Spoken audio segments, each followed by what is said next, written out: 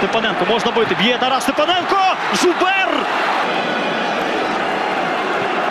Ну нехай так. Другий удар з нашим голкіпером. І стійка, тільки стійка наш врятувала. 1-0! 1-0! Тим часом ми забиваємо. Артем Кравець. Що ми з вами бачили, давайте подивимося ще раз. За атакою все з аута розпочалось. Морозюк подає. І Кравець ось таким чином забиває. Я не знаю, напевно, хотів м'яч зупиняти Артем Кравець. А вийшов гольовий рикошет від Артема, який забиває в другому матчі поспіль. Грудьми спрямовує м'яч у ворота Жонатана Жубера. 1-0 і ось Гармаш, ударна позиція. Він віддає на правий фланг. Морозюк здорово включається в цю атаку. Морозюк, подача, зряча подача. Шевчук, удар!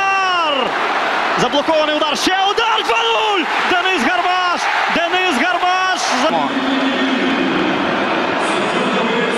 Чудова передача Гармаша. Класно відкривається Морозюк, класно підтримує атаку Морозюк.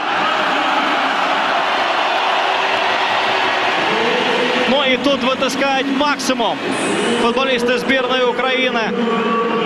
Десь використовуючи рикошет, використовуючи певну неуважність.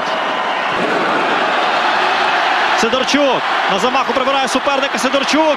Передача на Ярмоленка. Немає офсайду. Немає офсайду. Ми не забиваємо. Виграємо м'яч. Коноплянка. 3-0. 3-0. 3-0. Фінал. Ось ми перехоплюємо м'яч дуже високо в центрі поля. Ось рух Сидорчука.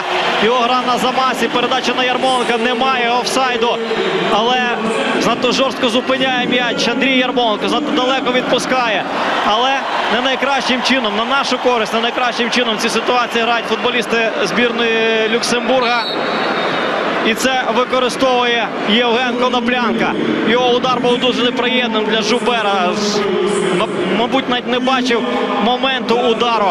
Голкіпер збірної Люксембурга з-під ноги суперника пробив Коноплянка і забив свій перший м'яч у цій кваліфікації. 3-0. 3-0, друзі. На виході усе для нас закінчиться хеппі-ендом в цьому поєдинку, можна це констатувати.